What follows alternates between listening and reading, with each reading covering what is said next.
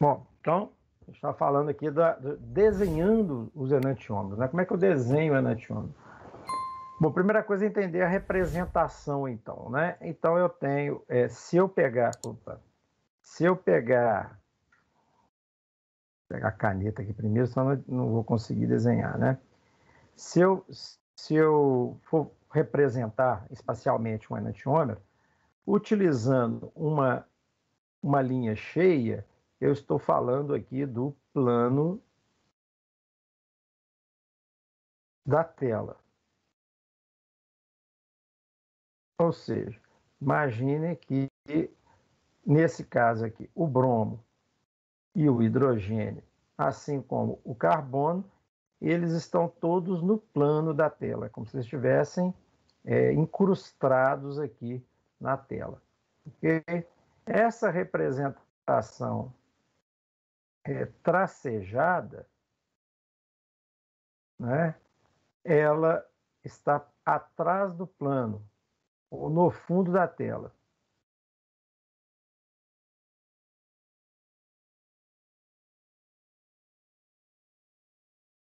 Não fica bom escrever no PowerPoint, é ruim a sensibilidade da.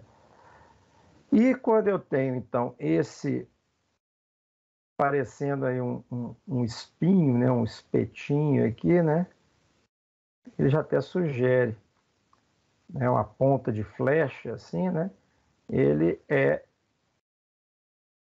à frente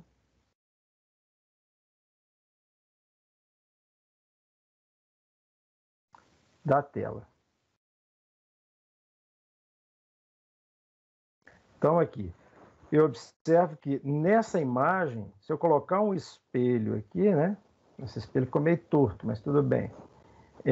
Se eu colocar um espelho, eu tenho exatamente a imagem especular do outro. Ou seja, esse daqui que está atrás né, esse grupo CH3, esse grupo metil, que está no fundo, né, aqui como a gente simbolizou, está no fundo da tela, está para trás da tela nossa, né, ele vai aparecer também para trás aqui na imagem especular. É como a gente vê no. Desculpe. É como a gente vê no espelho. Se eu colocar essa imagem no espelho ele mesmo. Beleza. E eu tenho a possibilidade também, né, de verificar que o grupo etil, né, está para frente, tanto aqui quanto aqui no grupo, na imagem especular dele. Entretanto, se eu tentar pegar esse hidrogênio e sobrepor a esse hidrogênio de cá, esse carbono que está no plano da tela, sobrepondo a esse de cá e o bromo, eu ainda consigo. Mas quando eu fizer essa inversão, né, quando eu puxar esse hidrogênio para colocá-lo no mesmo lugar desse outro hidrogênio, esse grupo CH3 passa para frente e o outro, né, o grupo etil, vai para o fundo. Só para poder a gente visualizar isso melhor. Vamos lá. Espera aí que eu vou mudar aqui a tela. Deixa eu mudar ali para o meu navegador. Tem um site que chama Molville, tá? Depois, se vocês quiserem explorá-lo, é bem legal. Vamos desenhar aqui, né? Vamos desenhar aquela estrutura. Então, nossa estrutura lá tinha um carbono, não é isso? Vou pegar um carbono aqui, estava hibridizado sp3, então ele fazia uma, duas, três, quatro ligações, não é isso?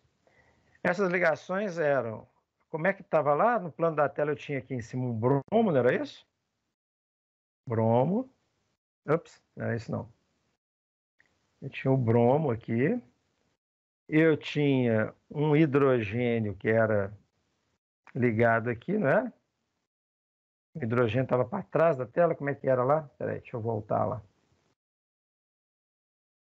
O hidrogênio estava no mesmo plano. O CH3, aqui o nosso, esse programa ele vai mudar, vai colocar na medida que ele achar interessante lá. Então, vou colocar o hidrogênio, o CH3, o CH2, CH3 e o CH3, né, naquela imagem.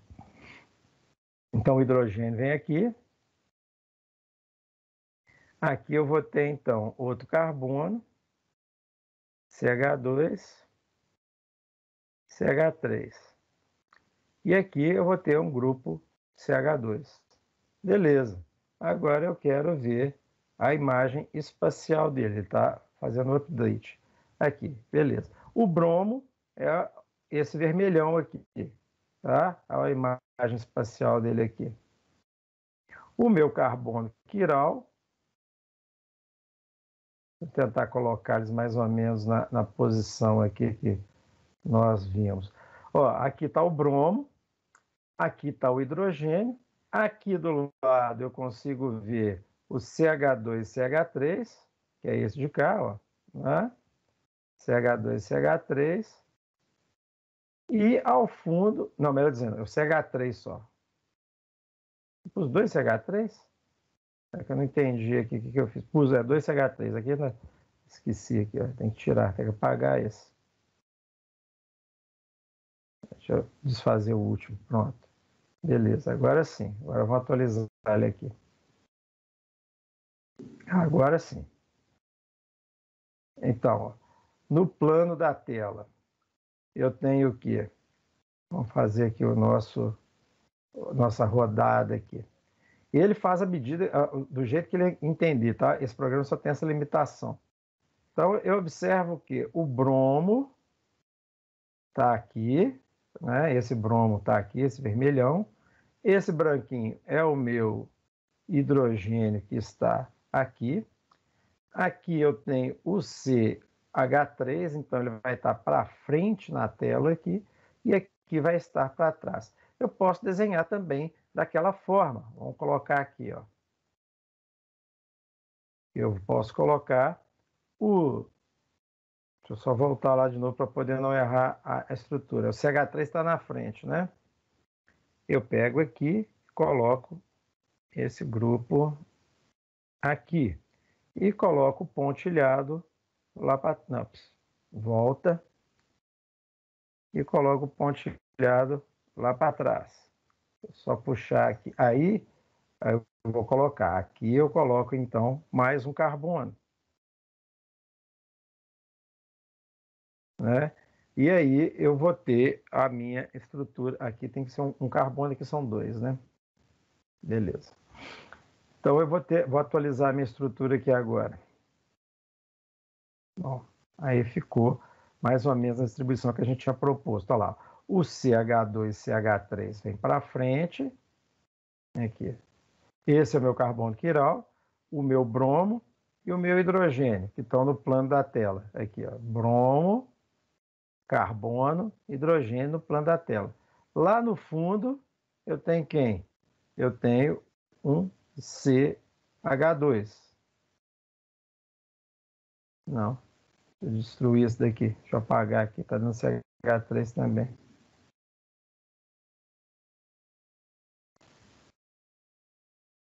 Isso é na tentativa e erro aqui. Tá, beleza, agora deu certo, olha lá. Então, ó, tem o CH2 lá ao fundo e o CH2CH3, que é o grupo metil, está aparecendo aqui à frente. Vou colocar aqui, ó, o bromo, vou colocar de cabeça para baixo, ou com o bromo para frente aqui, que vai ficar mais fácil. Carbono quiral, hidrogênio e bromo. O CH3 e o CH2CH3, né? Agora, eu posso inverter isso, né? Eu posso destruir isso de cá. Vamos colocar aqui, né? Eu posso apagar esse de cá, esse carbono, e colocar um carbono lá no fundo, um CH2, CH3 aqui no fundo. Vamos lá. Atualiza. Pronto. Já mudou de lugar, né? Então agora, se eu puser o bromo para cima, o hidrogênio no mesmo plano, né? eu vou ter à frente o CH2 e ao fundo o CH2, CH2 não, CH3 e aqui o CH2, CH3, o grupo etil. Grupo metil, o bromo, o hidrogênio e o meu carbono quiral ali. Fica mais fácil de visualizar assim quando está na estrutura 3D, né? E isso vale para diversos. Eu tinha dito para vocês aqui, por exemplo, da talidomida que estava aqui, eu já estava até pesquisando. A talidomida nós vimos que ela tinha dois tipos também, né? Aqui, ó, mostrando a L-talidomida. Então, o que a gente observa aqui na L-talidomida? Nada, né? Assim, a princípio a gente não consegue ver nada. O carbono quiral ele vai estar onde? Quem sabe me dizer onde está o carbono quiral nessa estrutura aqui?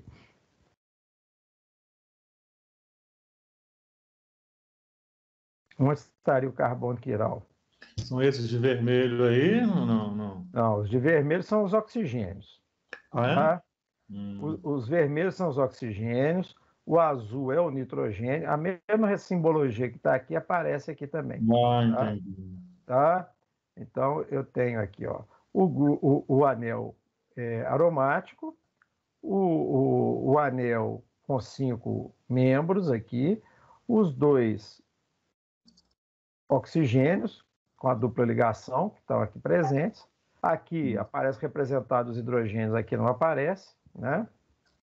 Já aqui no outro anel, aqui, eu fiz uma estrutura, aqui é a estrutura 2D. Na estrutura 3D, ó, o nitrogênio está ligado então a esse outro anel de 6 membros, heterocíclico, só que na hora que eu vou olhar, ó, ele não está no mesmo plano que esse de cá. Tá? Então eu tenho que rodar para ver. Estou rodando, eu vou ver. Ó. Na verdade, eu vou rodar até mais para poder ele ficar na mesma posição que está ali. Ó. Aqui eu consigo ver. Eu vou ter dois hidrogênios aqui, que são esses dois branquinhos. Tem um outro hidrogênio lá atrás, nesse carbono de cá. A dupla com oxigênio aqui. Outra dupla com oxigênio aqui. E aqui o meu nitrogênio ligado ao hidrogênio. Né? Agora, onde estaria o carbono quiral nessa estrutura?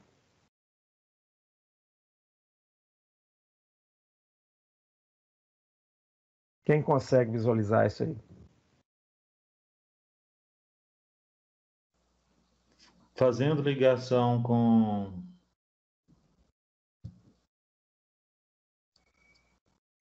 Só tem um, não, né? Aqui só tem um.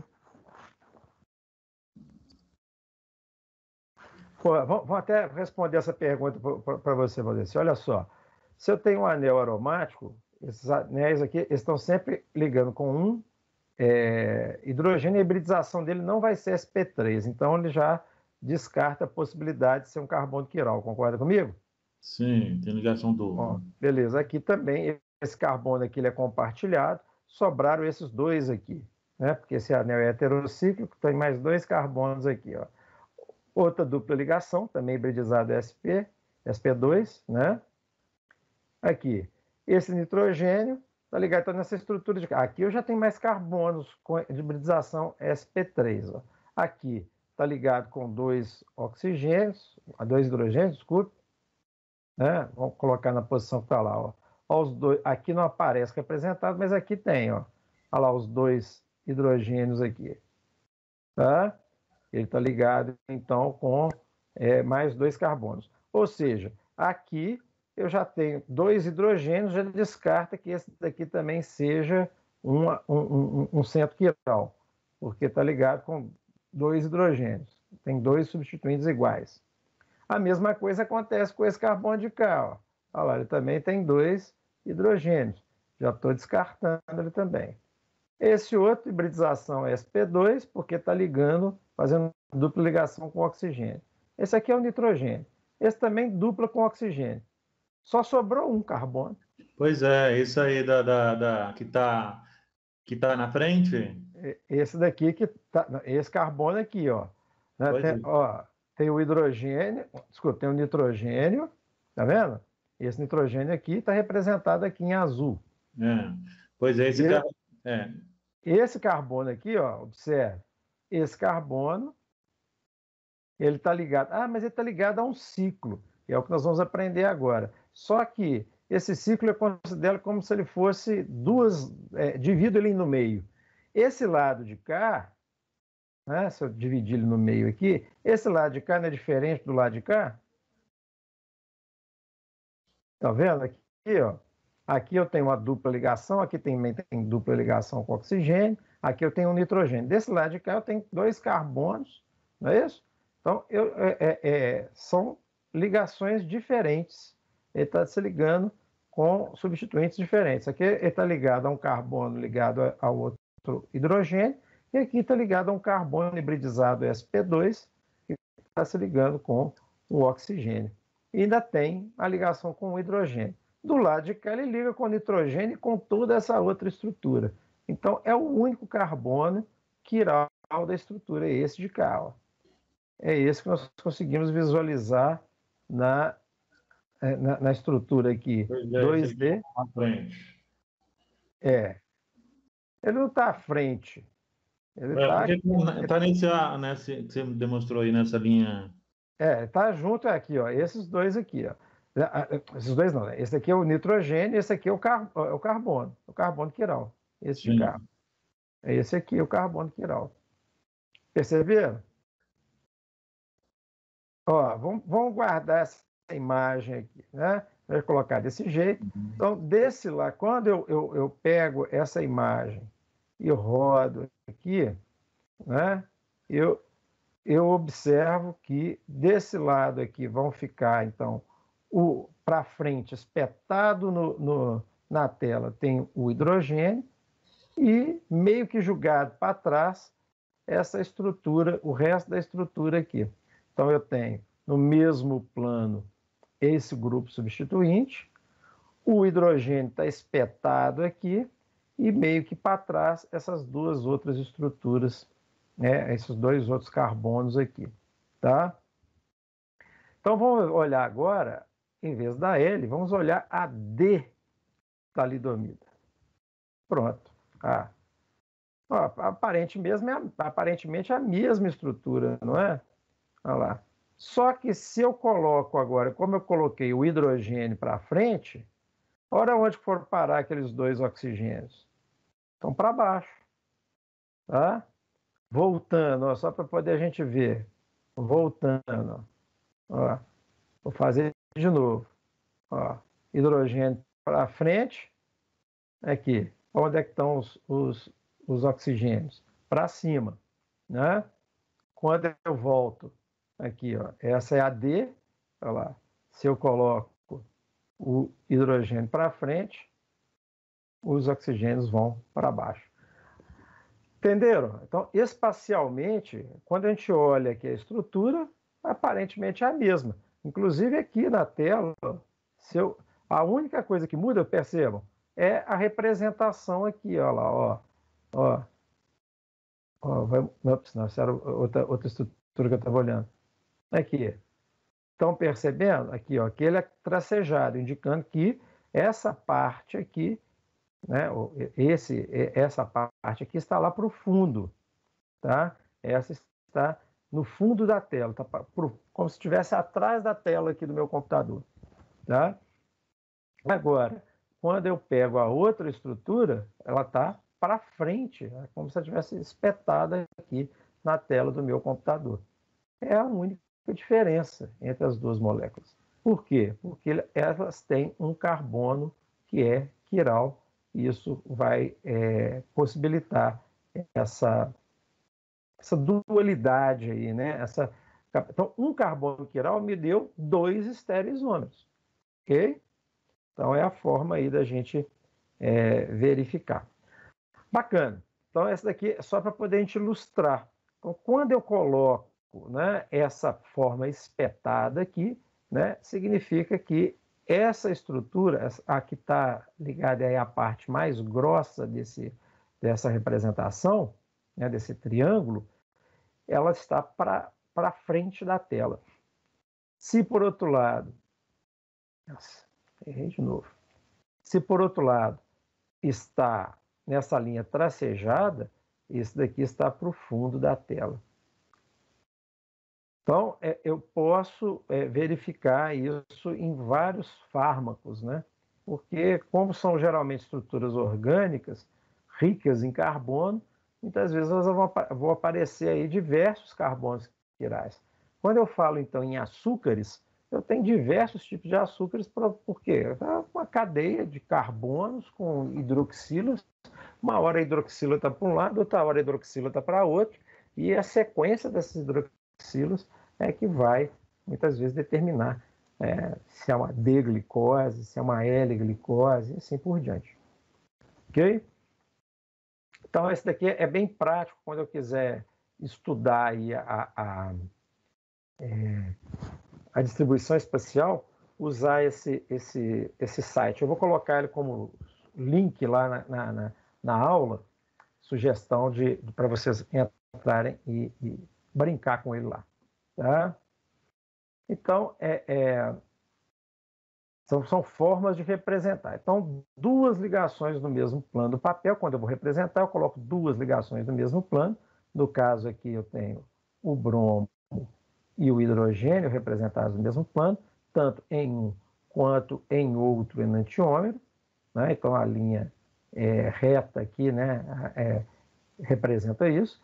Uma linha para frente do plano, que é a cunha preenchida, essa de cá, e a outra que está atrás do plano, que é a cunha tracejada.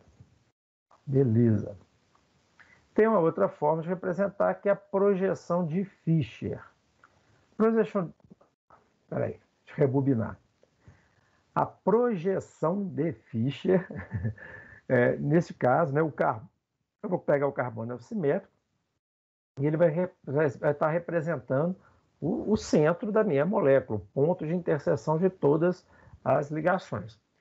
E aqui eu considero como se dois substituintes estivessem para trás e dois estivessem para frente do plano.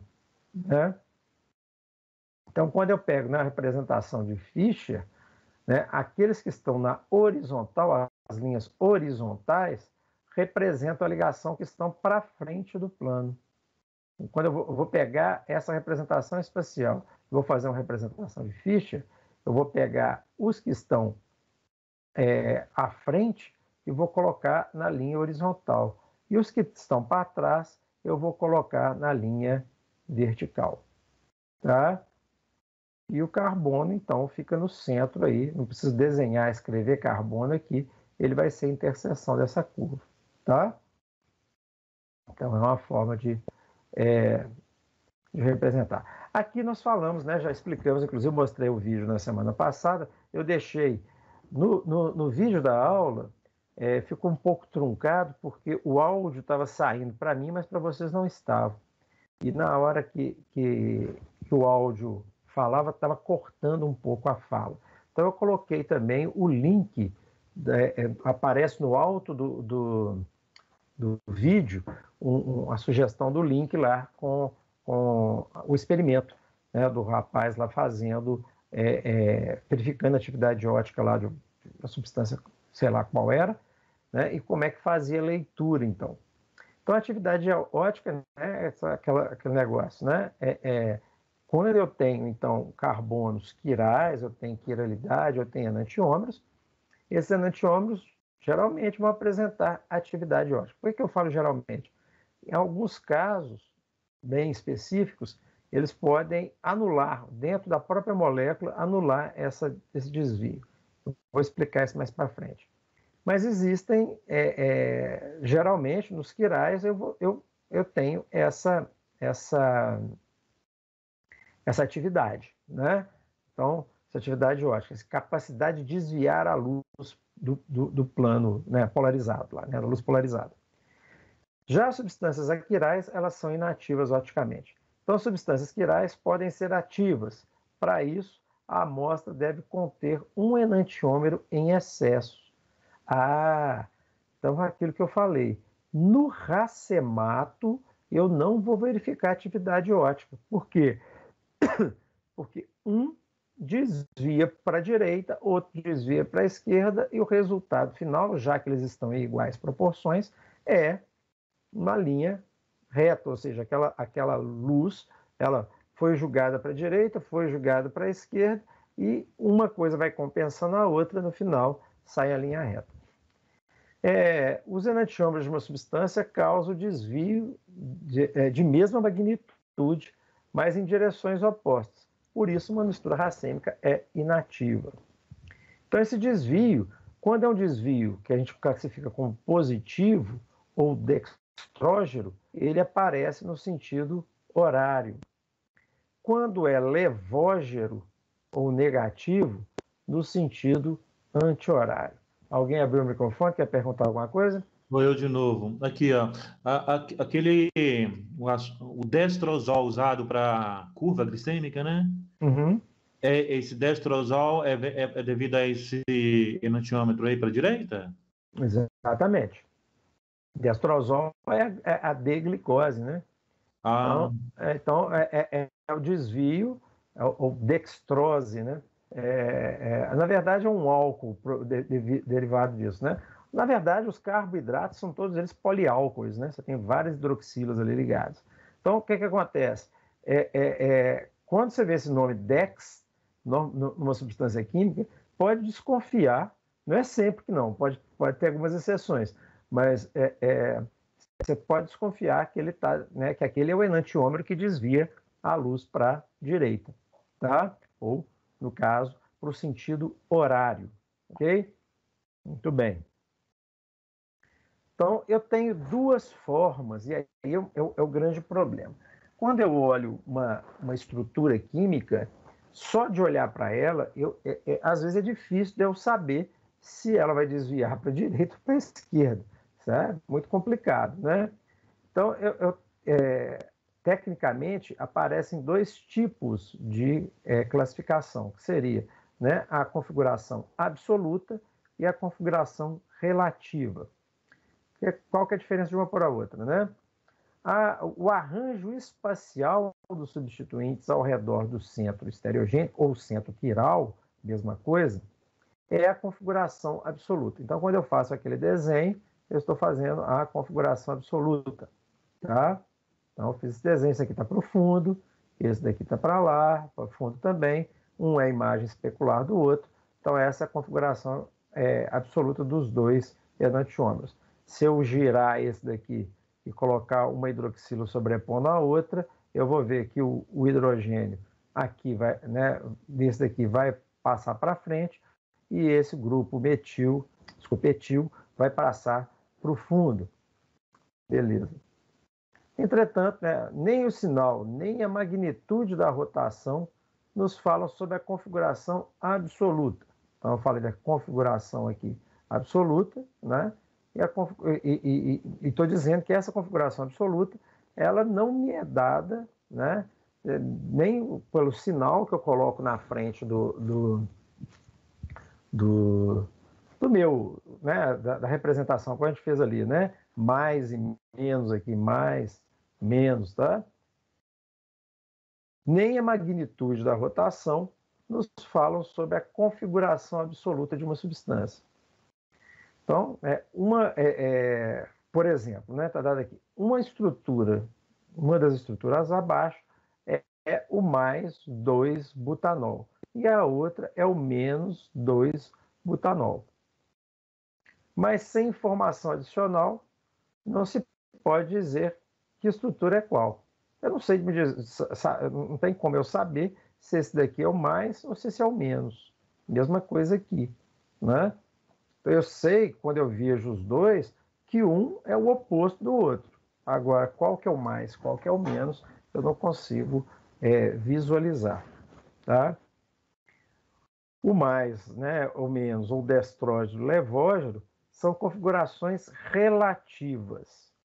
A configuração absoluta é essa distribuição em volta do centro estereogênico ou do centro quiral. Esses nomes de desvio, que são dados pelo desvio da luz polarizada, é a configuração relativa.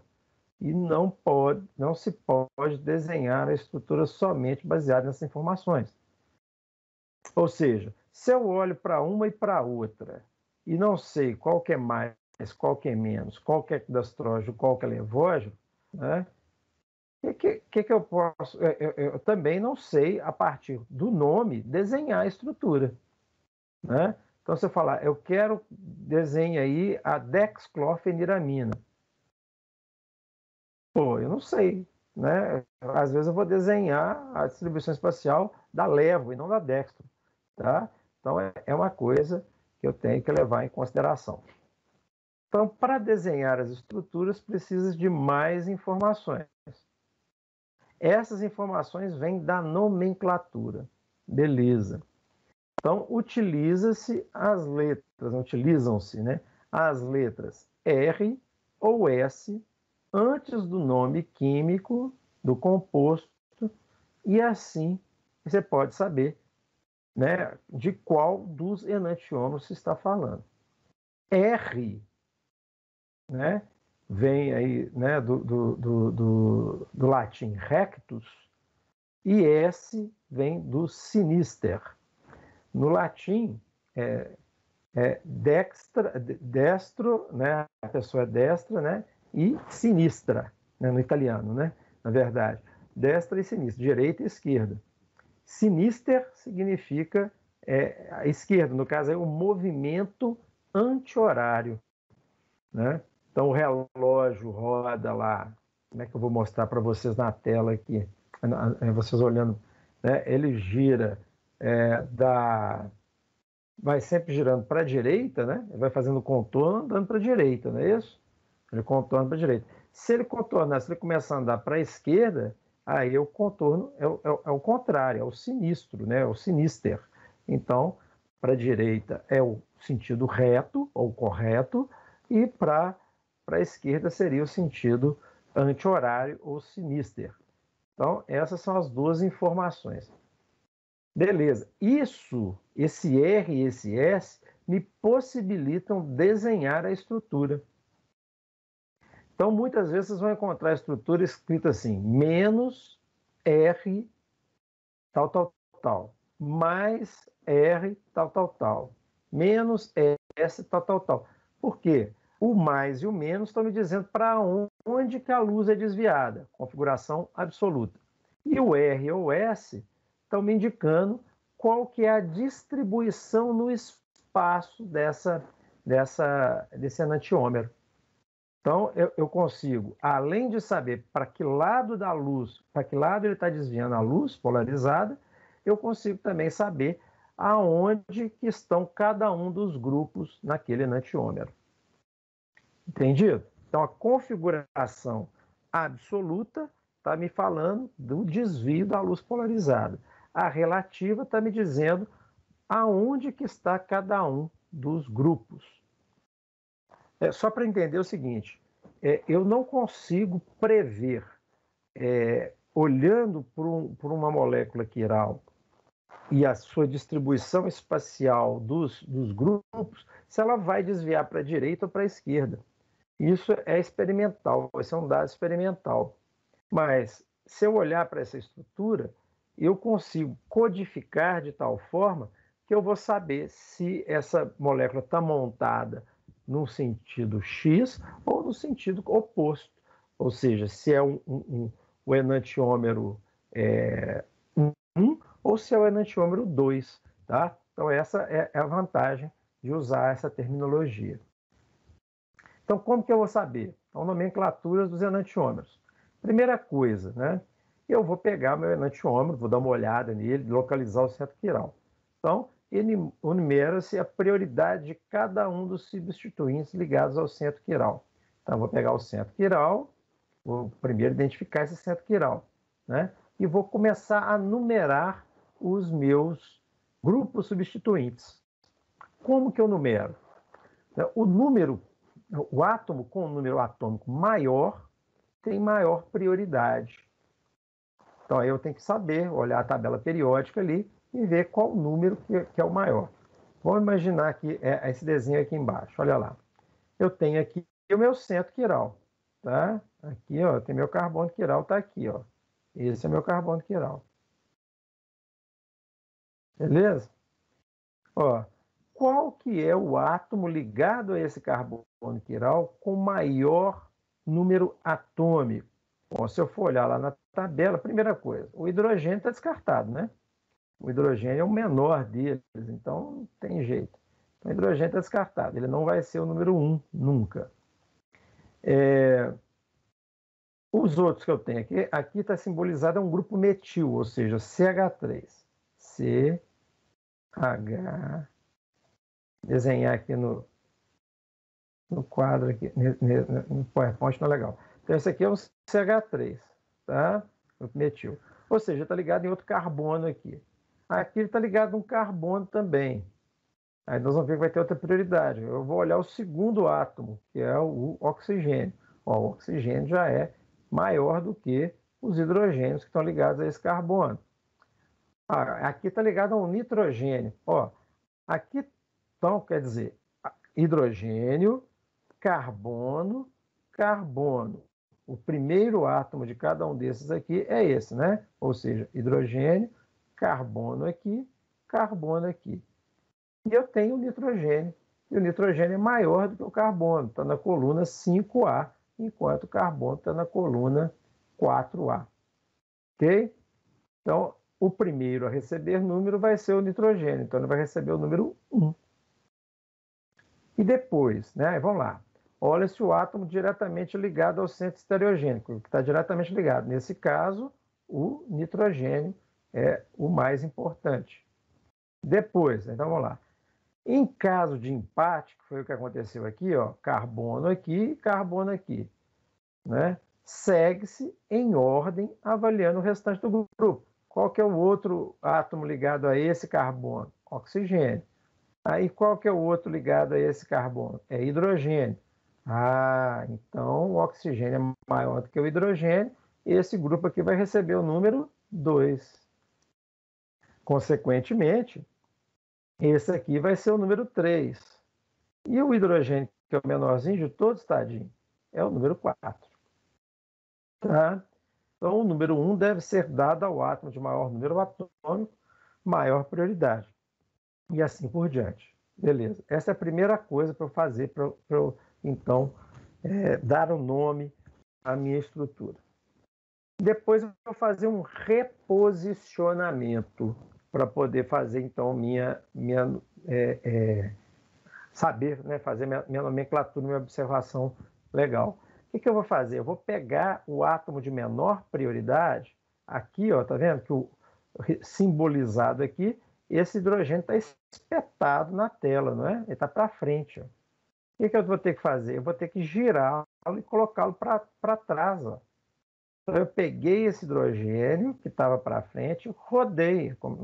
Imagina que ele está aqui na frente. Eu vou rodá-lo. Tá? Vou rodá-lo e colocá-lo lá para trás, como ele aparece aqui na imagem. Tá? E aí? Bom, eu já tinha numerado aqui o grupo NH2, o C-OOH, né, esse ácido carboxílico aqui, e o grupo metil aqui.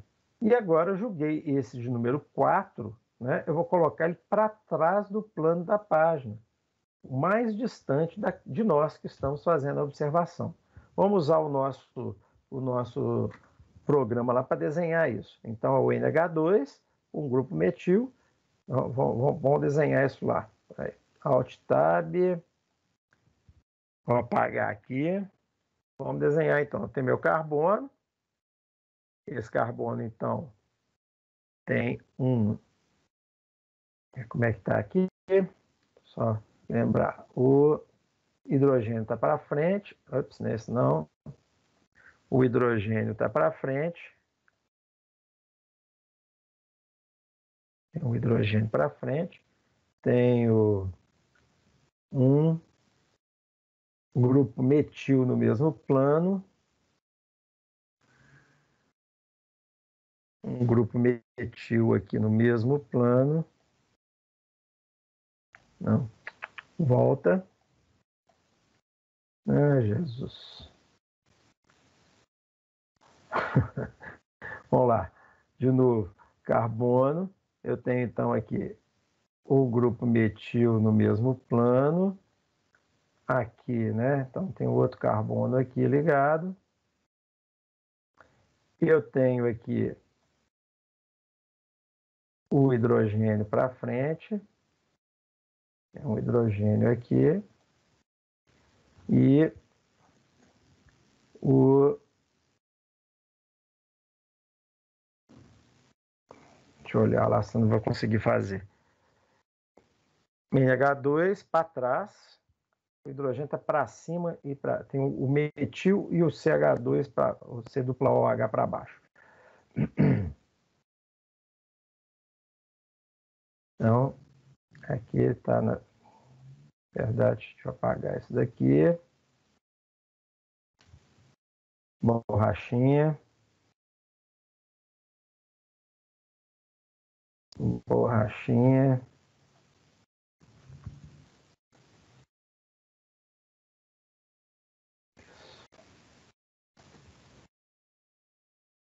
Borracha também.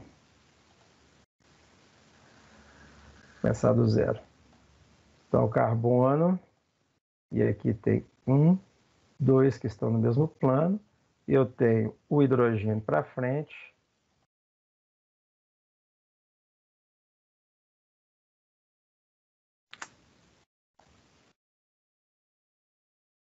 E o grupo NH2 para trás. Acho que é NH2 mesmo, não é isso? Então, nitrogênio. H2. Não importa aqui. Vamos fazer só o hidrogênio aqui. Aqui vai estar o grupo C-OH.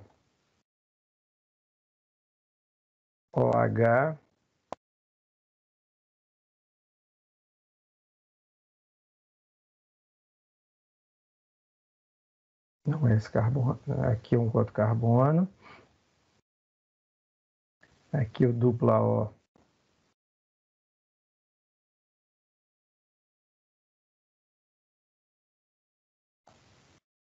E aqui um OH.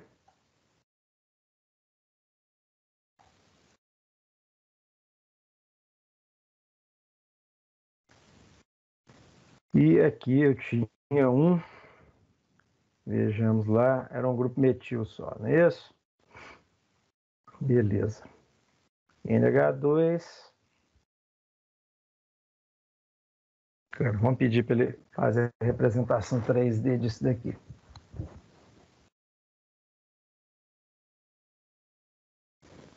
Ele jogou assim, olha lá. C, o carbono quiral está aqui. Eu tenho o hidrogênio e o NH2 lá. O NH2 eu vou jogar ele lá para trás, como está ali no desenho. O grupo metil está aqui, ó. Esse grupo aqui é esse de cá. Aqui é o centro quiral. Eu tenho o hidrogênio espetado na tela aqui, ó. O grupo NH2 lá atrás, o C-OH aqui no mesmo plano, os dois no mesmo plano, né, o grupo metil e o C-OH aqui. Então, se eu for rodar, né, se eu pegar uma projeção, está aparecendo alguma coisa que eu desenhei aqui, sobrando um hidrogênio aqui em algum lugar. Ah, esse hidrogênio aqui, ele já está colocando ele existindo já ali. Está sobrando um hidrogênio na molécula aqui. Só atualizar. Ups, aqui ele já fez a distribuição aqui. Em outra visualização. Bom, então é só para a gente entender, né? Vou só atualizar aqui, ó. Meu centro quiral. O hidrogênio não está representado aqui nessa visualização, mas eu consigo, então, visualizá-lo aqui, né? Olha lá, o C-OH é o vermelhinho lá, ó, os oxigênios estão em vermelho, o nitrogênio está em azul. O nitrogênio vai ficar para o fundo da tela, o hidrogênio espetado nela e os grupos substituintes aqui, metil e o ácido carboxílico no mesmo plano da tela, né? Se eu tivesse uma outra estrutura que fosse assim, estaria ótimo, né? Eu conseguiria sobrepô-lo, mas não. No desenho lá, a gente inverte. Na hora que eu fizer essa rotação, eu vou obter uma outra molécula, né? Aqui, ó, eu parto do hidrogênio já lá de trás, né? Então, ó, quando eu pego esse hidrogênio e jogo para trás, eu vou apresentar à frente, como se tivesse 3 grupos substituintes espetados na tela. Vamos lá olhar de novo, ó. Eu vou pegar esse hidrogênio aqui, ó, esse, e vou jogá-lo lá para trás, porque ele não me interessa. Ele é o número 4, ele não preciso dele para poder visualizar. Vou até esconder, tá vendo? Ele está eclipsado, está escondido lá atrás. Deixa eu ampliar aqui para poder a gente ver melhor, ó. Tá? Olha lá. Quem que é o número 1 aqui? É esse de cá. Quem que é o número 2? Esse de cá. Quem que é o número 3? Esse de cá. Estão lembrados? Então, ó, o nitrogênio, aqui o ácido carboxílico, aqui o grupo metil. 1, 2, 3. Vamos ver agora que nome que nós vamos dar para isso. Vamos lá. Beleza, lá. Então, é essa molécula aqui. Como é que eu determino, então, o sentido? Eu vou desenhar o caminho em ordem do substituinte. O 1 passando pelo 2 e terminando no 3. Então, eu pego 1, 2, 3. Eu faço girar essa molécula. Vamos fazer igual ele está aqui, ó. Vamos lá. Vamos voltar lá no nosso desenho. Ali o NH2 está do lado de cá. Vamos girá-la aqui, ó. O hidrogênio tem que ficar lá para trás. É difícil de fazer essa rotação aqui. Ele não obedece muito o mouse, não. Você está virando para a esquerda porque ele é um levogiro? Não, não. Aí é que a boa pergunta sua, porque aí a gente já tira uma dúvida que é comum em vocês. Como eu disse, essa configuração espacial aqui não vai me dizer se ele é levógeno ou dextrógeno. O que me diz se é levógeno ou dextrógeno é a luz polarizada. Aqui só vai me dizer se ele é rectus ou se ele é sinistros. Ou seja, se ele a distribuição espacial dele está virando para um lado ou está virando para o outro. Mas isso não está ligado diretamente com a luz polarizada, não. Não vamos confundir. E é muito fácil de confundir isso, tá? O pessoal confunde demais. Ele é um levógeno, né? Aliás, ele é... Ele não está dizendo aqui. Agora vamos lá. Ele ó. é sinistros, né? Esse grupo aqui é o 1. Esse é o 2. Esse é o 3. Rodando nesse sentido, eu estou rodando no sentido horário ou anti-horário? Anti-horário. Anti-horário. Portanto, ele é... Sinistros. Exato, ele é S. Agora, se ele é dextro ou levo, só se eu fizer o teste da luz polarizada aqui para poder saber. Tá? Então, essa é a configuração relativa. Relativa ao quê? Relativa aos grupos que eu tenho ligados aí ao centro quiral. Então, olha lá, ó, nitrogênio, o grupo, o ácido carboxílico e o grupo metil. Nessa ordem aqui, eu vou chamá-lo de S. No caso, é um aminoácido, é a S-alanina. Né? Aqui eu tenho o ácido carboxílico e a amina, e aqui tem um grupo metil e o hidrogênio. Joguei o hidrogênio para trás, esses aqui ficaram espetados, todos eles na tela, com carbono ali no plano da tela, e eu dei a numeração 1, 2, 3. Girei para esse lado, essa é a S-alanina. Tá? Então, aqui é como a gente colocou, né? Se a seta estiver no sentido horário, a letra é R, e aparecerá antes do nome. Se estiver no sentido anti-horário, a letra é S e aparecerá também antes do nome. Beleza. Tá? Agora, diferenciação, né?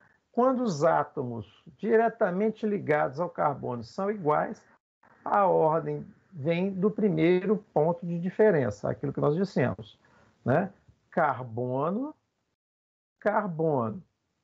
Esse daqui tem um outro carbono ligado nele. Esse daqui não tem mais, só tem hidrogênio. Portanto, esse aqui vai receber aqui o bromo já é prioridade 1. Né? Qual que é o 2? Esse de cá. Né? Por quê? Porque ele tem, né, um outro carbono ligado nele. Esse aqui só tem hidrogênio ligado. O pobrezinho do hidrogênio vai ficar lá no fundo, não vai ter muita importância aqui não.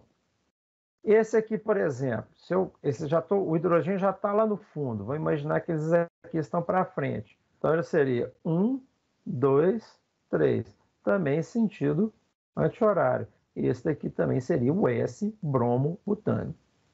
Tá? Entendido? É o 2, né? S2-bromo-butânio. Então, essa seria o primeiro ponto de diferença. Outra, ligações duplas ou triplas. Quando tem as ligações múltiplas, por exemplo, C-O, ela vai ser tratada como? Como se o carbono estivesse ligado com 2 oxigênios. Tá? C-C vai ser tratada como se o carbono estivesse ligado com 2 carbonos. E C-C é tratada, ficou cortada aqui, tratada como se estivesse ligado com 3 carbonos. Tá? Então, eu considero como isso daqui, ó. Eu não cortado na primeira imagem aqui mesmo. O carbono ligado a mais 3. É como se fosse um carbono terciário aqui. Ok? Então, aqui, aí já confunde, né? Porque se eu fosse olhar isso aqui, para mim seria ligação dupla, né? Aí são todas ligações agora, simples. Aqui, ó, no carbono, lembrando, esse carbono que está aqui, ele está hibridizado sp3, né? Então, ele só vai fazer ligação simples. Porque como é quiral, só na condição de sp3 simples, né? Perfeito, isso mesmo. Agora, imagina, vamos olhar os outros aqui. Aqui tem ligado um oxigênio, já ganhou. O oxigênio, está lá a tabela, né, a tabela periódica na coluna 7. Desculpe, 6, na coluna 6. Então, ele já vai ganhar, ele vai ser o 1. E quem que vai ser o 2? Eu tenho 2 carbonos concorrendo aqui. Esse carbono tem ligado a um oxigênio. Esse daqui também. Ué, e agora? Olha aqui, esse aqui está ligado com uma dupla ligação. Então, eu vou considerar como se fosse assim, tá, o Valdeci e o resto da turma? Como se ele tivesse, isso aqui não existe não, tá? Mas como se ele tivesse assim, ou seja, que ele tivesse ligado com 2 oxigênios, já que ele tem a dupla. Então, eu vou dar prioridade 2 para esse, e esse daqui vai ficar com a prioridade 3. Entendido? Beleza? Muita coisinha, né? São muitos detalhes, mas olha só. Mesma coisa, se eu tivesse aqui, ó, mesma situação, vamos colocar aqui, ó, né? Mesma situação. Hidrogênio, e aqui eu teria aqui um C dupla C, então CH, né? CH dupla CH2, CH2. 4 ligações aqui, beleza. Aqui eu tivesse um CH2 CH3. E aí? Né? Ó, aqui ele está ligado a um carbono só, não é isso? Esse segundo carbono aqui, ó, esse aqui que a gente está, esse átomo que está diretamente ligado ao centro quiral é um carbono, eles estão empatados. Essa daqui já continua sendo o número 1. E agora, quem que vai ser o 2 aqui? Ligação dupla lá embaixo, né? Exatamente. Então, esse daqui é o 2 e esse daqui vai ser o 3. Agora vai girar assim, ó, 1, 2, 3. Aqui estava girando 1, 2, 3. Né? Esse daqui era R, ó. E esse outro nosso aqui é S. Entendido? Licim, peraí. No girar aí, o Hzinho lá é o 4, é. Sim, mas esse Hzinho não está contando, não. Tá? Eu tô levando em consideração aqui, ó. O 1 está aqui, o 2 está aqui, e o 3 está aqui. Ó. É como se eu passasse assim, né? Porque o meu desenho é que não deve ter ficado Entendi. muito bom. Tá? Deixa eu ver isso aqui. Não, isso aqui só passa o slide. Eu queria ver se apagava aqui. Tem um jeito de apagar essa porcaria. Espera aí, deixa eu ver aqui. Tem uma borracha aqui. Então, né? Nossa, agora eu apaguei tudo, não adiantou nada. Bom, mas é basicamente isso. Tá? Beleza. Vamos ver. E ainda tem mais outras questões. Por exemplo, e quando eu tenho um ciclo, foi aquilo que a gente estava falando, né? Para a talidomida lá, eu acho que a gente estava falando para talidomida. Os ciclos também podem ser quirais e ter enantiômeros. A gente viu isso na talidomida ali, né? Desde que, pelo menos, ele tenha pelo menos um carbono hibridizado sp3, né? Então, aqui eu tenho um centro quiral. Deixa eu voltar aqui para a caneta. Aqui eu tenho um centro quiral. Bacana. E agora, como é que eu vou fazer a minha distribuição aqui? Né? Eu vou partir essa molécula no meio. Ó, aqui eu tenho dois. Olha só, vão entender essa outra representação aqui. Ó. CH2, não é isso? Aqui tem CH2, aqui também tem CH2. Aqui o outro CH2. Tá? Aqui eu tenho um carbono, não é? Então, carbono aqui que está ligado é um só, porque está fazendo uma ligação aqui, duas com carbono vizinho. Então ele é só carbono, né? Tá. Mesma coisa acontecendo com esse outro sujeito aqui. Só que eu vou partir essa molécula, né? Vou partir essa molécula aqui assim, tá? Peraí, deixa eu borrachar de novo aqui. Eu parto ela no meio ali. Vou dividir, pegar esse plano aqui, o carbono oposto ao centro quiral, e vou parti-lo no meio. Tá? Beleza. Vou quebrá-la ali, né? Quebrá-la aqui, ó. Foi quebrada aqui. O que ficou? Esse carbono aqui é esse de cá. Esse carbono aqui é esse de cá, ó. Só que, lembrando, ele está fazendo ligação com dois carbonos, não é isso? Ó? Não tem uma dupla ligação? Naquela norma anterior, a gente não falou que quando tem dupla ligação, a gente considera que ele tivesse ligado com dois carbonos? Então, vou representar esses dois carbonos aqui, ó. E mais um hidrogênio, ó lá, ó. Mais um hidrogênio. Então, ó, quem que ganhou na prioridade? Ó, vamos ver. Esse daqui, carbono, carbono. Esse aqui, carbono, carbono também. Só que esse carbono de cá está ligado com 2. Então, ó, esse daqui vai ganhar prioridade, né? Maior prioridade vai ser esse de cá. Vai ser o 1. O outro também é carbono, só que com um hidrogênio só. Esse vai ser o 2. E esse daqui vai ser o 3. O hidrogênio, tadinho, continua lá, né? Só observando, lá no fundo. Ok? Então, maior, segundo maior, terceiro maior.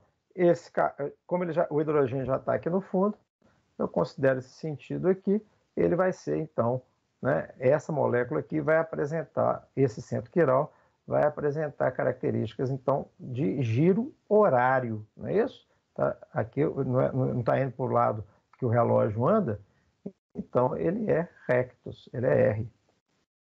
Ok? Beleza. Gente, vamos fazer uma pausa? São 8h39 aqui no meu relógio. A gente faz uma pausazinha aí de uns... é 8h40. Vamos fazer uma pausazinha maior? Vamos fazer 20 minutos de pausa, pode ser? Tomar um café? Precisando, viu? Muita informação, né? Muita informação. Então tá joia. E aí, na hora que a gente voltar, eu vou dar uma parada nesse negócio aqui e nós vamos entrar para a parte prática. Aí eu vou postar para vocês aqui já o roteiro, e aí a gente caminha, lê o roteiro juntinho ali, e vão tentando fazer a prática, ok? Então, uma pequena pausa, a gente volta já já. Bom, beleza. Então, vamos lá. Então, retomando. Né, nós falou que na última etapa aí que das formas de eu determinar qual que era a configuração absoluta, né? E né, só voltando aqui para lembrar aqui da terminologia. Então, né, tem a configuração absoluta, que é aquela que vai me dizer da rotação da luz, do desvio da luz polarizada, e a relativa, que está relacionada, então, com a distribuição espacial dos grupos em torno do carbono quiral. Aí vimos a forma de determinar essa nomenclatura, que está dividida em R ou S. R se a ordem dos grupos em torno do grupo do centro quiral obedecer uma sequência no sentido horário, e S se ela estiver no sentido anti-horário. Ok. E só para a gente concluir aqui, então, para a gente ter uma ideia geral daquilo que a gente falou, nós trabalhamos basicamente com essa daqui, que é a estereoisomeria. Mas isomeria é um fenômeno onde dois ou mais compostos compartilham a mesma fórmula molecular, o que acontece na estereoisomeria também, mas apresenta estrutura química ou arranjo dos átomos diferente. Então, a isomeria constitucional é essa onde eu tenho a estrutura química diferente. O arranjo dos átomos em torno do centro quiral diferente, eu chamo então de estereoisomeria. E eu ainda tenho os chamados diastereoisômeros. O que são os diastereoisômeros? Eles também são isômeros que apresentam um arranjo de átomos diferentes, apesar, né, espacialmente falando, apesar de terem a mesma fórmula química e o mesmo desenho. Então, os diastereoisômeros eles têm propriedades químicas e físicas diferentes e não têm relação em termos de objeto e imagem. Tá? Ou seja, eles não são igual àquilo que a gente viu nos enantiômeros. Né? Eu não tenho uma imagem no espelho do outro. Não é isso. E eles têm propriedades diferentes também. Alguns deles podem aparecer na natureza na forma de líquida, outro na forma sólida. Isso é muito comum. Vocês já ouviram falar de gordura cis, gordura trans, né? Então, aqui, né? É a chamada isomeria. A mais comum delas é a isomeria cis-trans, né? Então, por exemplo, aqui o ácido fumárico, que é um ácido carboxílico, né? É um ácido orgânico. Então, o ácido fumárico, ele tem duas possibilidades, porque ele tem um carbono aqui, outro carbono aqui, que estão ligados numa dupla ligação. Essa dupla ligação torna esses dois carbonos rígidos, eles não conseguem ficar girando. Então, eu vou apresentar, né? Ele vai apresentar, deixa eu pegar aqui minha canetinha. Ele vai apresentar uma constituição diferente. Então, ó, se eu tiver aqui, né, os meus dois carbonos, ó, eu tiver aqui, né, um carbono, e aqui eu tenho outro carbono, e eles estão ligados numa dupla ligação, tá? Aqui eu tenho né, essa dupla ligação faz com que esse carbono se ligue só com mais dois outros grupos, não é isso? Então, eu vou desenhar diferentes aqui para ficar mais fácil de entender. Então, vamos imaginar o seguinte, está tendo meus dois carbonos, ele está tentando fazer o mesmo desenho que estava lá na... Então, ele vai fazer mais duas ligações, tá? É uma imagem 2D aqui. Uma delas é o hidrogênio. Né? Se esses hidrogênios estiverem do mesmo lado, porque essa parte aqui, né, esses dois carbonos, como eles estão em dupla ligação, como eles estão em dupla ligação, eles não são rotacionáveis, ou seja, é como se eu desse as duas mãos para uma pessoa, a gente não consegue girar em torno uma da outra ali, né? O carbono, quando está na ligação simples, ele consegue fazer esse movimento de giro. Quando tem os dois, a dupla ligação, eles não conseguem girar, né? Então, quando tem uma só, quando tem duas, ela fica rígida. E aí vai aparecer a isomeria. Se eu tenho dois carbonos, dois hidrogênios de um lado, e do outro lado eu tenho um grupo substituinte, aqui um grupo R substituinte, seja lá qual for, né? Nesse caso, os dois estão do mesmo lado, então eu falo que eles são cis, tá? Então, esse daqui é um isômero cis. Se eu estiver da mesma forma, né, a mesma molécula aqui, mas, nesse caso, eles estiverem cruzados nessa ligação, né, o grupo R aqui está na diagonal, né, eles estão atravessados, eu tenho, então, a forma trans. Cis e trans, tá? Então, são os dois isômeros numa mesma molécula, né, que tem essa isomeria cis-trans aqui também. Ok? Então, essa é uma forma de representar. Aqui está mostrando, né, do ácido fumárico. O ácido, tem dois ácidos carboxílicos aqui nas extremidades. Um para um lado, outro para o outro. Aqui você tem que imaginar que tem um hidrogênio, e aqui tem outro hidrogênio para cima, né? No ácido maleico, né, eu tenho na posição aqui, né? Aqui está na trans, né? Trans aqui eu tenho na posição cis. Eles recebem, inclusive, nomes diferentes, né? Então, é o ácido fumárico, o outro é o ácido maleico. O ácido fumárico, ele não é que ele é sólido, mas ele vai apresentar propriedades que vão deixá-lo mais com ponto de fusão maior do que o do ácido maleico. Então, é característico aí desses ácidos orgânicos aí. Beleza. Aqui, né, está mostrando também 1-bromo 3-cloro-ciclobutano. Então, eu tenho o ciclobutano aqui, né, uma estrutura também rígida aqui. Aqui eu tenho 2 hidrogênios de um lado, um cloro e um bromo do outro lado. Aqui, os 2 hidrogênios estão atravessados, né? Eles estão na posição trans, né? E então vai aparecer aqui, então é o trans, 1-bromo, 3-cloro-ciclobutano. A única coisa que muda é essa distribuição. Estão ligados no mesmo carbono, só que esse daqui está com o cloro e o bromo para baixo. Aqui eles estão um para cima e outro para baixo na molécula. Tá?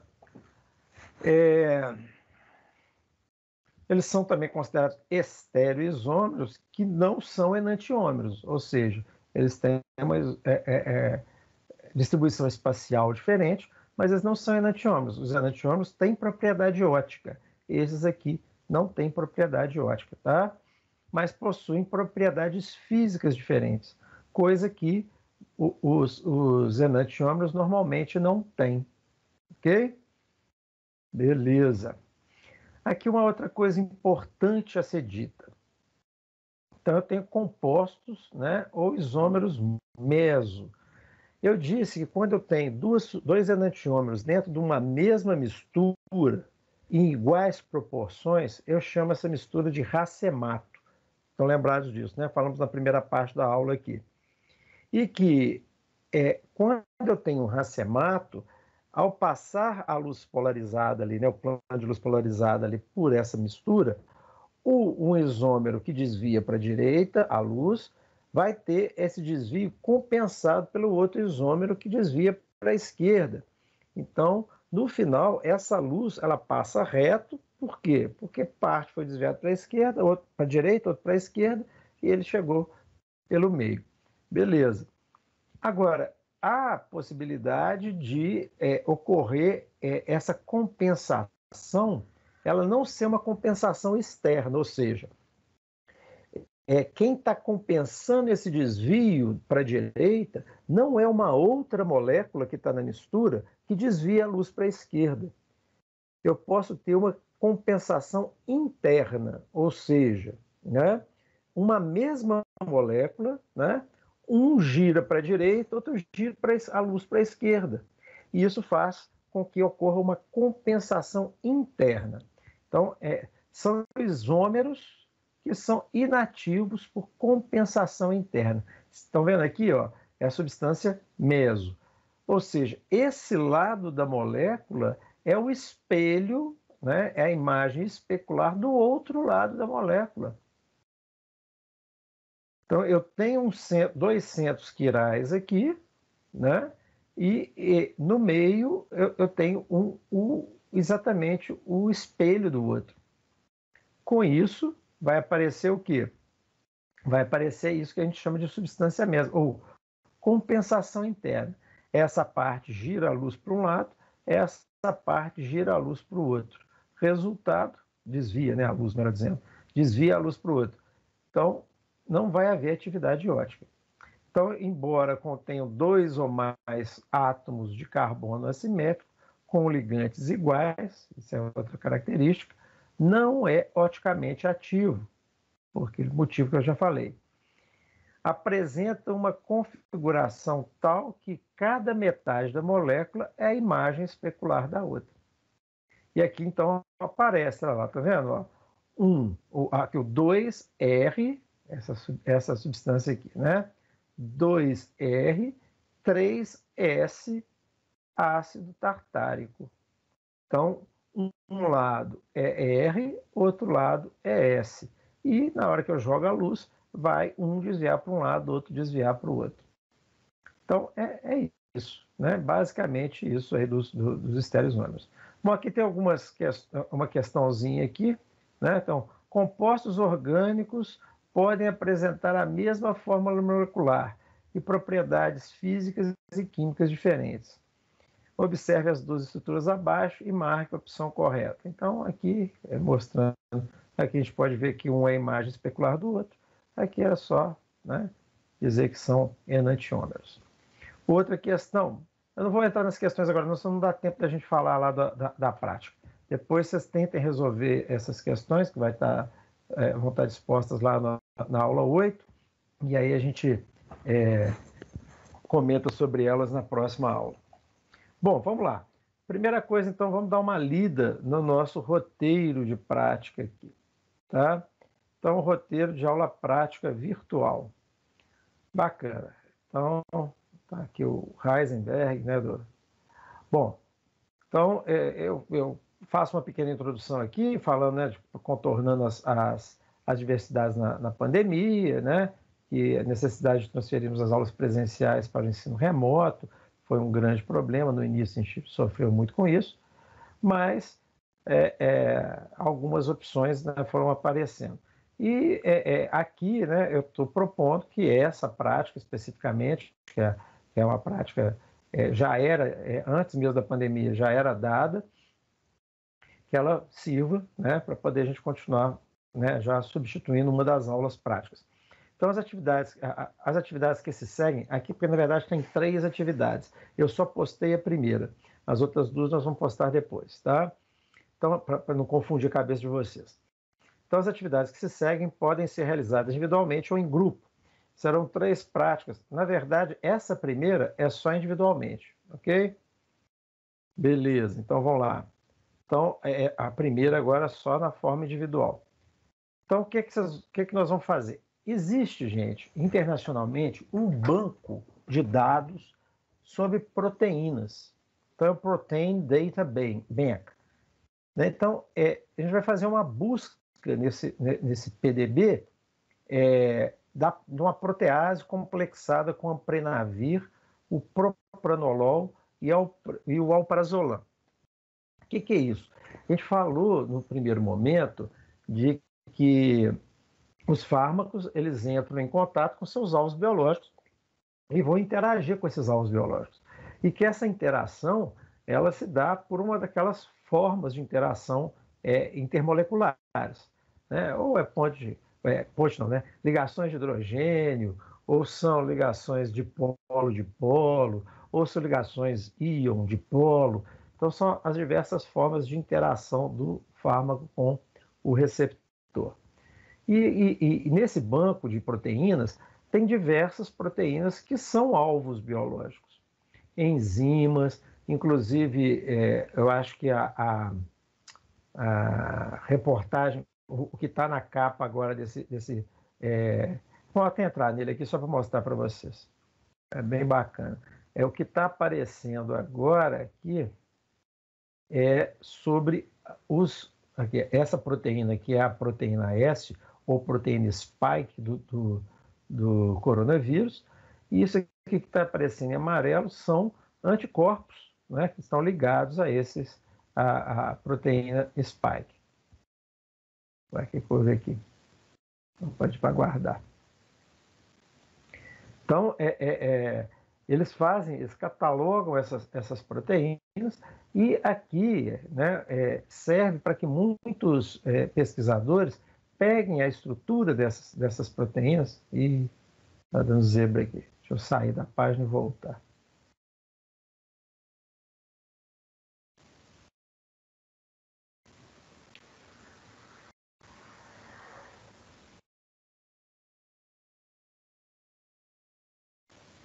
Então, aqui está falando, né? É um site que tem milhares de estruturas químicas, né, que estão disponíveis em bancos de dados, servindo para estudo e como protótipos para novas sínteses. Então, eu tenho as substâncias químicas, tenho as proteínas, sei das interações de um com o outro, e eu posso usar essas moléculas que já estão catalogadas como protótipo, ou seja, como modelo para fazer novas sínteses. O banco de dados que queremos ver agora é um dos mais importantes do mundo. Objetivo: conhecer banco de dados de fármacos mundiais, elucidando estruturas. Então, é o PDB. Nós vamos copiar aqui e vamos entrar lá de novo. Vamos ver se... Espero que funcione, né? Falta não funcionar agora. Entrou. Aquilo que ele está falando, né? Então, a molécula de abril agora, mês de abril, é a proteína spike do SARS-CoV-2 ligado aos anticorpos, né? Os diversos tipos de anticorpos que foram sendo catalogados. Então, é uma base de dados que serve para, inclusive, criar anticorpos, né? Vocês já devem ter ouvido falar aí que, por exemplo, o Trump, né, quando teve a Covid, ele recebeu um pool de anticorpos, né? Foram anticorpos que foram sintetizados em laboratório, baseando na estrutura já conhecida dessa proteína spike. Então, eles criaram esses anticorpos para se ligarem a essa proteína spike, tá? Bom, então, chegando aqui, né, nós vamos agora, vamos seguir o roteiro aqui, né? Observar o número de estruturas depositadas até o momento, né? Vamos ver lá, ó. Então, número de estruturas, aqui, ó. São 177.219 macromoléculas biológicas, né? As estruturas, né, já macromoléculas biológicas, tá? Então, bastante informação aí catalogada. Na outra minha tem as 170, na época aqui, ó, que eu fiz esse roteiro, tinha 172 mil, agora já são 177, né, para quem a gente olhou ali, né? 177. Então, quer dizer, acréscimo de 5 mil moléculas novas aí nesse meio tempo. Muito bem. E aí? Nós vamos digitar aqui, né? Vamos fazer uma pesquisa com o Amprenavir. Então, vou até copiar aqui, ó, Amprenavir, Ctrl+C, vamos lá, digitar aqui, Ctrl V, Amprenavir. Bom, beleza. Agora vamos ver lá o que está no roteiro. Então vão aparecer vários arquivos, né, abertos com a palavra-chave. Então, qual apareceu ali. Nós vamos procurar aonde, né, observar os dados referentes ao código indicador 3EKV. Vamos achar ele lá. 3E.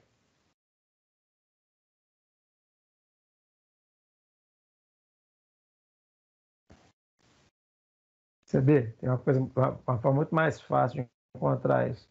A gente já joga direto o 3EKV. Fica mais fácil ainda. Né? 3EKV. Isso mesmo. 3EKV. Já vai aparecer direto aqui. Beleza. Então, a estrutura cristalina, né, de uma protease, de um inibidor da protease, ou da proteína, protease, né, do HIV, né, e com o inibidor Amprenavir. Beleza. Então, ó, aqui a gente já consegue visualizar. Vamos ampliar aqui para poder ver. Então, aqui é a fita da proteína, né, que é uma enzima, a protease é uma enzima, e aqui dentro nós vamos ver o inibidor, né? Então, é o inibidor da protease aí, que é o Amprenavir. Beleza. O que está pedindo lá agora? Clicar, já entramos, esse aqui nós já entramos. Descer a página até encontrar Small Molecules. Ou, vamos lá. Pequenas moléculas. Opa, entrei na página errada. Pequenas moléculas. Opa. Achamos aqui, ó, pequenas moléculas.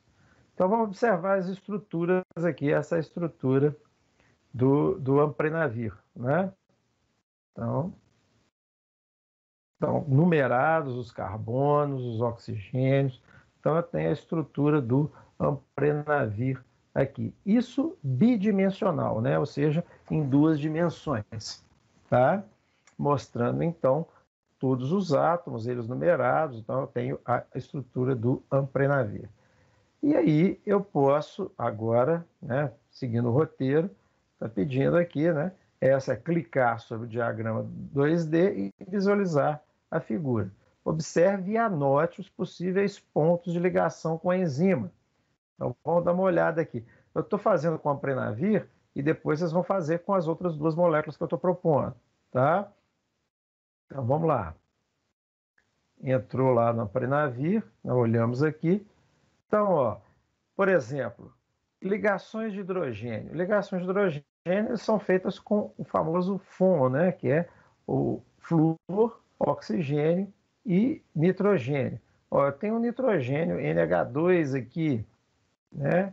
Então, o hidrogênio ligado a nitrogênio, uma chance de promover, então, ligações de hidrogênio. Eu tenho aqui uma molécula que vai apresentar, né, 3 oxigênios, né, a capacidade pares de elétrons livres. Eu tenho aqui um NH que pode ionizar e formar um íon, que pode então interagir também numa ligação iônica, né? E aqui, ó, outra provável ligação de hidrogênio que vai acontecer aqui com essa hidroxila, tá? Então, fazer esse tipo de observação. Então, vocês vão pegar essa molécula e verificar quais os possíveis pontos de ligação que vocês encontram nela. Bacana. Depois, clicar sobre o primeiro aqui, esse de cima, né? 3D Interaction. Então, vamos lá. Vamos lá. Aqui é que é bonito. Aqui é bonito de ver. Ele vai direcionar a gente, então, para a distribuição espacial dessa molécula. Aí vocês podem brincar com ela, né? Brincar com ela bastante. Deixa eu só carregar aqui, que não carregou ainda. Carregou agora. Então, ó, usando o mouse, né, rolando aqui aquele scroll lock, ou se você tiver no celular, abrindo e fechando o dedo, você consegue ampliar essa imagem. Então aqui ó, nós temos as fitas, a representação das proteínas em fita. Cada pedacinho desse que vai ficando evidenciado é um aminoácido diferente, né? Nós podemos verificar. E eu tenho aqui, eu posso colocar, né, o polímero, mostrando aqui, né, clicando aqui em cima, o polímero que é a minha estrutura. Se eu clicar nesse olhinho aqui, né, e desacionar essa visão dele, eu deixo de ver a fita, né? Aí eu vou ver as diversas interações que acontecem aqui dentro. Eu quero... tem água de hidratação nessas moléculas também. Eu quero apagar as águas, tirei as águas ali. Há os íons que eventualmente ficam ali envolvidos, vou tirar também. Tá? O alvo de ligação mesmo, né? Também vou apagar. Né? O espectro de fundo aí. E aí ficou o quê? Ficou só o meu ligante, só o meu amprenavir. Olha lá, esse é o meu amprenavir. E eu posso ir aumentando aqui de novo, voltando. Vou tirar tudo, vou deixar só o polímero e ele lá. Ele no meio da proteína. O amprenavir no meio da proteína. Ok? Então a gente pode ir ligando ou desligando para ver as diversas estruturas que compõem. Então quando você vê uma molécula, essa interação, muitas vezes aquele amprenavir ele não está ligando diretamente com uma estrutura da proteína, do receptor ali que ele tá interagindo, não. Às vezes tem uma água de hidratação ali no meio que está fazendo essa ligação de hidrogênio, ou eu tenho um íon que vai produzir uma ligação, né, íon dipolo, íon-íon, que vai ajudar nesse processo. Então, todos eles estão representados aqui. Bom, e aí, o que eu peço aqui depois, né? Então, observar a imagem da enzima e localizar o amprenavir no seu interior. Foi o que a gente fez ali, né? Ocultar o polímero da enzima, já fizemos isso, a água e os íons. Fizemos também. Basta clicar sobre a figura do olho na barra lateral. Está tudo explicadinho. Vamos observar os pontos de ligação entre o fármaco e o receptor. Agora nós vamos lá de novo, vamos voltar aqui. Então eu vou tirar a proteína, o polímero, vou tirar a água, vou tirar os íons. E agora nós vamos crescer aqui para ver os pontos de ligação. O amprenavir está aqui, ó. Ele fica destacado quando eu aproximo, eu coloco a seta em cima dele. E eu posso girá-lo também, olha que bacana. Né? Então está o amprenavir ali, ó. Estão observando? Esses pontinhos, esses pontilhados, são onde o amprenavir está se conectando. Como eu disse, ó, eu tenho um íon aqui que está fazendo uma ponte, uma ligação aqui com a estrutura da enzima. Né? Então é bem bacana. Eu posso tirar aqui os alvos, tirar esse foco do target, e vou tirar o sunload. Aqui é só a minha molécula, né, bem grandinha, e agora os pontos de interação entre elas. Bacana. E daí? Né, como é que eu vou descobrir quais são as formas de ligação? Né? Então, clicar em configurações, que é essa coisinha aqui, né, parecendo um equalizador, né, gráfico aqui de equalizador. Depois clicar em interações não covalentes, que está aqui, ó, tudo evidenciado com as setinhas no desenho aí do roteiro de vocês. E depois vou fazer o quê? Desmarcar um a um os tipos de ligação, verificando quais são presentes na interação da enzima. Então vamos lá, ó, vamos fazer isso aqui. Tá? Eu vou aqui nas configurações, escolho as ligações, as interações não covalentes, e aí tem, ó, ligação iônica. Eu vou até, vou colocar que estão todas ligadas, tá? O que eu vou fazer? Eu vou desligar todas. Eu acho que o mais prático vocês fazerem é isso. E aí vamos verificar, ó, estou rodando minha enzima aqui, a ligação da minha enzima, meu amprenavir continua aqui no meio, e agora eu quero ver se ele tem, por exemplo, alguma ligação do tipo iônica. Tem, lá apareceu, ó. Tá vendo? Tem uma ligação iônica aparecendo entre o amprenavir e uma parte da estrutura. Uma ligação iônica. Essa outra ligação iônica que aparece aqui é dentro da própria enzima. Ó, mas o amprenavir ali no meio, ele faz uma ligação iônica também, ó, né? Que é com um nitrogênio se ligando aqui a um ácido carboxílico. Aqui é um ácido carboxílico. Tá? Beleza. Vejamos aqui agora um ácido carboxílico que é de algum aminoácido, obviamente, que está lá. Bom, beleza, já vi que tem ligação iônica. Essas ligações aqui nós não aprendemos, mas geralmente ligadas com os anéis aromáticos, que são as pi, mas também não tem nenhuma interação aqui com o amprenavir. Vamos desligar. A cátion pi também eu acho que não tem nenhuma. Não tem.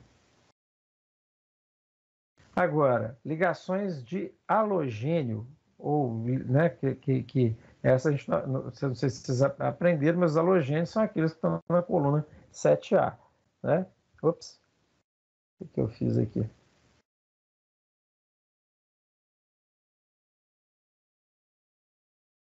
Não é senhor. Bom, desliguei o negócio sem querer aqui. Cliquei no lugar errado. Aí, beleza, continuemos aqui, né? Então, eu já... Deixa eu só voltar aqui. Tirar o polímero, agora a gente tinha tirado, né? Tirar a água e tirar o íon. Manter só o restante aqui. E agora vamos lá para ver as ligações não covalentes.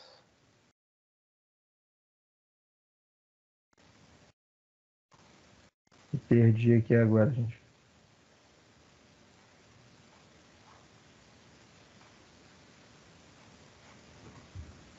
Então, como é que um errinho que você dá aqui, depois você perde todo o fio da meada aqui. Deixa eu só reestruturar aqui. Beleza. Então, tira o polímero, tiramos os íons, tiramos a água e mantemos só o resto. Agora vai aqui em configuração, interações não covalentes. As ligações iônicas já estão desligadas. As ligações de halogênio, vejamos se ela tem alguma. Ó, não está aparecendo nenhuma também não. Ela vai aparecer tracejada. Podemos ligar. E agora as ligações de hidrogênio? Ixi, ligação de hidrogênio tem demais, olha lá. Todo lugar que tem nitrogênio, tem oxigênio, está fazendo ligações de hidrogênio lá. Ó. Sempre com a molécula de água, de hidratação aqui no meio. Tá? Então, ó, presentes ali várias ligações de hidrogênio. As ligações fracas de interações tipo Van der Waals fraca, né?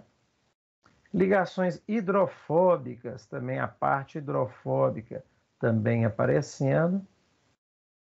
E ligações de metais de coordenação, esse não aparece nenhuma não tem nenhuma. Então foram essas as ligações. O que vocês vão fazer? Vamos lá, né? Depois de ter feito isso daqui, vocês vão observar quais, para as outras duas moléculas que eu propus,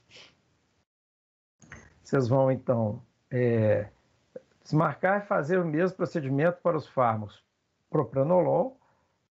Que eu pedi só propranolol, para ficar mais fácil para vocês, só uma, tá? E responder as seguintes questões. Viu, Valdeci? A complexidade do relatório é esse aqui, tá? Vocês vão responder qual das interações intermoleculares entre os fármacos pesquisados, não, quais, aqui está escrito errado, né? Assim, quais as interações intermoleculares entre os fármacos pesquisados e seus respectivos receptores. Então, vocês vão fazer para esse amprenavir e para o propranolol, só isso. Vão anotar essas interações que foram ser observadas. Qual a importância de se conhecer os ligantes desse fármaco? Aí vocês vão fazer uma pesquisazinha, descobrir qual que é a importância de eu saber qual que é a ligação, né, de um fármaco com o seu receptor. Então, relatório dessa atividade. Identificar na folha de rosto o título da atividade, os componentes do grupo, se tiver mais juntos. Nesse caso, vocês vão fazer individualmente, tá? Nas outras atividades pode ser em grupo, mas essa vai ser individualmente. Vocês vão tirar print das telas que demonstram as interações entre os fármacos e seus alvos biológicos, né? E responder as perguntas que estão nesse mesmo documento aqui. Então, vocês já podem, se você colocar o print e já colocar o nome da ligação que está ocorrendo ali, né, já responde a letra A aqui. E depois a questão, né, a questão 2 lá, a questão B, é falar da importância dessa ligação. Então, é só poder brincar, mexer na molécula lá, ver a distribuição espacial, ver como é que o fármaco se encaixa, ver essas interações que acontecem e saber, né, pesquisar qual que é a importância dessas interações. Então, vocês vão fazer isso para o Amprenavir, que eu já mostrei aqui, né, para vocês terem uma ideia, e para o propranolol. Só isso. O propranolol eu já dou, inclusive, o número aqui, se só julgarem lá naquela área de pesquisa, vai aparecer o mesmo esquema, tá? Já vão procurar lá a molécula do propranolol e fazer o mesmo procedimento que foi feito aqui para o Amprenavir. Beleza? Dúvidas? Oi, pode perguntar. Eu falei, beleza, professor, entendi. Então tá joia. Esse relatório, vocês podem me entregar até, deixa eu olhar aqui no calendário. Hoje é dia 29, até dia 13 de maio, dia de Nossa Senhora de Fátima, né? Então, vocês vão rezando aí para dar tudo certo, para Nossa Senhora de Fátima. Dia 13, então vocês me entregam, 13 de maio, mas me entrega aqui, não entrega lá na Cova da Iria, não, porque é muito longe, lá em Portugal. Eu acho que a maior parte nem entendeu o que eu falei, né? Nossa Senhora de Fátima apareceu no lugar que chamava da Cova da Iria. Então, a 13, tem uma musiquinha que fala assim, a 13 de maio na Cova da Iria, no céu aparece a Virgem Maria. Então, 13 de maio, data limite para entrega aí do relatório. Ok? E para entregar, enviar para onde esse relatório? Tá no roteiro lá também, tem um e-mail para poder vocês me mandarem. Tá no roteirinho aqui, cadê ele? Deixa eu ficar só com o propanolol mesmo, você já fez o outro lá? Não, eu mostrei como é que é feito. Eu apoio. Vamos fazer do propranolol, faz do propranolol. Tá, beleza, faz do propranolol, mas faz bem feito. Tá? Capricha. Aqui, ó, tá aqui, viu, Valdeci? O e-mail para vocês me enviarem.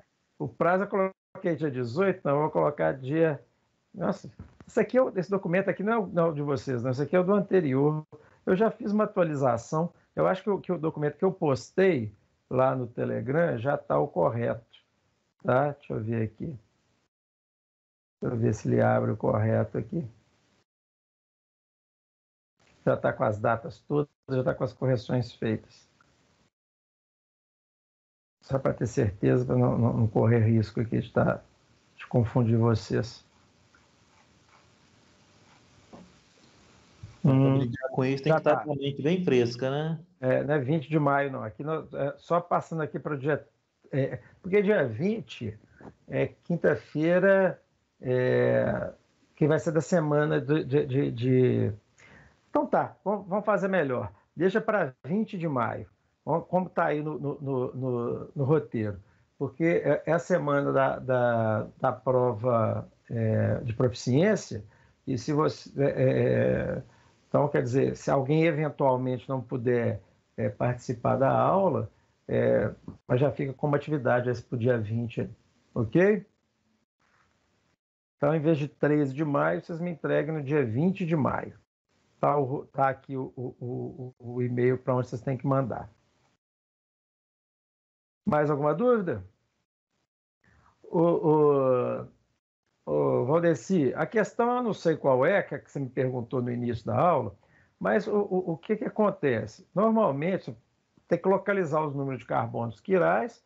Então, primeira coisa, você vai usando aqueles critérios que a gente já sabe, aqueles 2 critérios, ver se o carbono está hibridizado em sp3, ver se cada ligação dele está sendo com uma estrutura diferente, mesmo que seja dentro de um ciclo. Você viu hoje que eu posso, dentro de um ciclo, um lado está ligado de um jeito, outro lado está ligado do outro. Então, eu posso ter um carbono quiral que está dentro de um ciclo. Então, ficar atento a isso. E identificou o número de carbonos quirais, o que você vai fazer? Você vai colocar 2 elevado a esse N. Esse 2 elevado a N, ou seja, né, eu vou colocar na potência aí. Por exemplo, se eu tiver. Eu esqueci dessa formulazinha. Se eu tiver 3 carbonos quirais, eu ponho 2 elevado a 3, vai dar 8. Aí eu vou ter o número de isômeros. Exatamente, né? De enantiômeros presentes. Vai ter 8 enantiômeros. Se você tiver 4 carbonos quirais, 2 elevado a 4, 16 enantiômeros. Entendido? É moleza. Isso é fácil. Não, tranquilo. Brigadão. Falou, então? Falou. Então, galera, é isso aí. Por hoje é só. Beijinho, tchau, tchau. E bom final de semana para vocês.